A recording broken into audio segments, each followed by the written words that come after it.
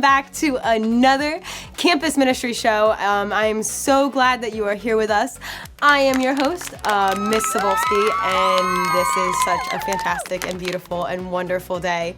As a reminder, we drop a new episode every Monday, so go ahead and check in with us on Monday to see what new episode we have going on. Cool. Now on to our new news. Okay, so December 8th, that's this Thursday if you're watching on this week, is the Immaculate Conception. And I don't want to take too much away from Father Logue and his homily this Thursday. But basically, the Immaculate Conception is that Mary was conceived without original sin. Huge deal. Big thing, like crazy, has not happened since, okay, wait, just kidding, Jesus, okay, yeah, since, and has not happened before, so crazy stuff. It's a big deal, and it's just a time for us to remember Mary, her humility, her courage, her beauty.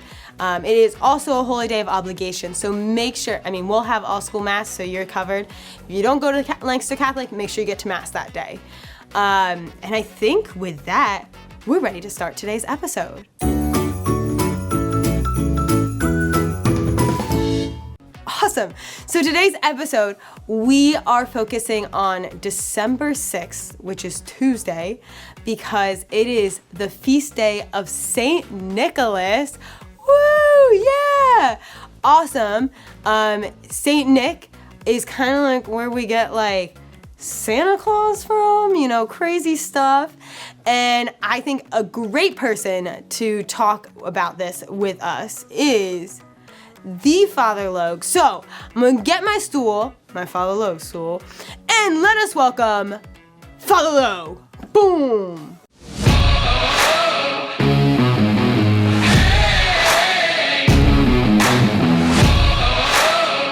Welcome back to being with us. How are you today? I'm doing great, except for the fact that I need to write a new homily now with your wonderful explanation. Was that your whole homily? I gave the whole homily. Wow. Pretty much it. Because I'm pretty good. I don't want to brag or nothing. I love it. Okay, so we're here to talk about Saint Nick today. Great dude, awesome dude. If I remember correctly, he was a bishop? He was. Saint Nick was a Greek by nationality, but he was a bishop of Myra, which is a city in Turkey, modern day Turkey. Oh, okay. And he lived, maybe 3rd, 4th century. So. Okay, cool. Well, can you kind of explain to us, Saint Nick is how we kind of got our Santa Claus. What is the correlation between 3rd, 4th century Bishop and Nickolas to our Santa Claus with the red and white suit, beard, all that jazz? Yeah, well, the name Santa Claus itself comes from Saint Nickolas. Saint Nickolas, Santa Claus. Some weird accents right there, I can say. A little bit. I think it came by way of the Dutch, but some of the other elements of Santa Claus that came, we think, from Saint Nickolas is his gift giving. So the legend has it that St. Nickolas, as he was Bishop of Myra, he heard of a poor family, I think with 3 daughters, who didn't have money for a dowry. It was customary for the bride's family to provide a dowry at a wedding. And without a dowry of money or goods of some sort, it was really hard to marry your daughter off. To marry your daughter off, or to find a husband and a life, a future for your daughter. So this family was a little desperate without having anything for a dowry. And St. Nickolas heard of this, and he went to give them secretly some money to give them a gift so that they could have a dowry. And of course, tradition has it that as he made it to their house, he was thinking how to get this money to them, and he figured he could toss it right up and down their chimney. And he must have had a good arm because he made it. And it happened to land right in one of their stockings that was hanging by the chimney to dry. Gosh. So, a few elements of Santa Claus. I'm saying, in case you didn't know, there. Apparently Bishop Nickolas was a really good baseball player or something. Whoop, okay, let's see how we do. Pretty good aim. Impressive. Oh, interesting. And is that why, I know here at Lancaster Catholic, we put our shoes out in the hallway and get candy in them? Yeah, so that's another element of it. We're not really sure exactly how St. Nick delivered the money. Some think it was through a toss down the chimney. Others say it might have been dropped in their shoes outside their door. However it was, one of these ways he gave them Apparently a nice gift. customary at that time to leave your shoes outside. I guess. I wouldn't do that now, personally. I don't want somebody stealing my shoes, but apparently, I mean, I guess if Might they be a didn't good way have to a get money. dowry... Okay, like, oh, that's why I'm poor. I haven't been leaving my shoes outside. Dang it. Oh my goodness, crazy how that stuff happens. Okay, interesting. Yeah, so shoes outside. If you want to give me extra candy in my shoes, I will not be upset. Mine probably look different than everybody else's shoes. Santa Claus, wherever you are. I mean, Saint Nick, wherever you are. Okay, let's see. Other things about Saint Nick. I believe he was alive during the council, one of the councils. I'm not gonna take a guess. You're gonna tell me. You're right. He tradition has it that he was alive and present for the Council of Nicaea, which is a very important early council in the church in Nicaea, which is, again, modern-day Turkey. And there's a fun little story with this. Yeah, I think council. I've heard about this, right? Yeah. So, according to tradition, Saint Nick goes to this council as Bishop Nickolas, and at the council they're hearing from Arius, who was a heretic who doubted the divinity of Jesus. He taught. Classic. Yeah, he taught that Jesus was just a creation of the Father, not equal with the Father, not really part of the Trinity, but just the greatest of God's creations. And so Arius is brought to the council to give his arguments to see if there's any merit to them. And as he's arguing, Bishop Nickolas gets a little upset and a little tired of listening to Arius's bad arguments.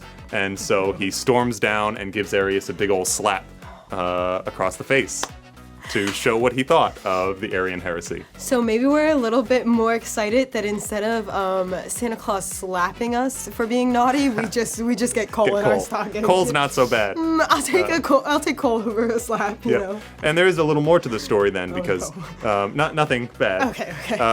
The fellow bishops were a little shocked. Actually, tradition says the emperor was present as well, so it was very surprising. And so they took Nickolas out and they locked him up overnight so he could cool off. And during the night, Mary and Jesus appeared to Nickolas.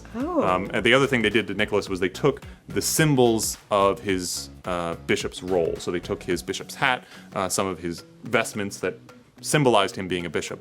And so Mary and Jesus appeared to Nickolas during the night, and they might have told him, it's good that you cool off. Let's find another approach to your problems. But they did affirm that he was right in saying that Arius was teaching something that was incorrect. And so they unlocked the door. They gave him back his symbols of his role as a bishop, and they gave him a New Testament. And so when the bishops came down in the morning, they found him fully vested again and reading scriptures, sitting in an open cell. So a little interesting miracle and little apparition. I thought you were gonna say that, like, because they told him that, like, he needed to cool down, like they Mary and Jesus made it snow or something. like you need to chill, like, here you go. That was a little later and in Rome, not in Turkey. But dang it. That was elsewhere. It happens sometimes, you know. So before we wrap up, I think something we can kind of take away from this is, I mean, like, Saint Nick, Santa Claus, getting gifts, giving presents, like, it's really great, really awesome. But again, remembering that Jesus is coming to us.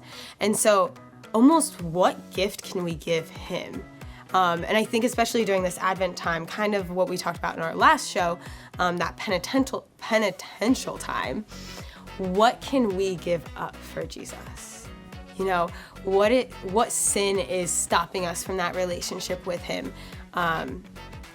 What is blocking us from being with him and knowing him more? So maybe take some time to just think about, okay, what do I need to give up in order to have a closer relationship with Jesus, and really work on that this Advent. Maybe it's one thing in particular, or maybe it's a couple things, but what can you give up as a gift for Jesus? I don't know, thoughts? That's perfect. I think, ultimately, Jesus wants the gift of our hearts and an undivided heart. And the other things that try and claim our heart, whether it's time or things of this world, possessions, whatever, worries and fears, we want to put those aside with our penance, and so we can give Christ our undivided heart. Yeah. Oh, beautiful. Nice. Thanks. With that, that's the end of our show. So thank you for being here. Thanks for listening. We hope to see you next time. And I guess we'll say bye. It's like 3, 2, 1. Bye!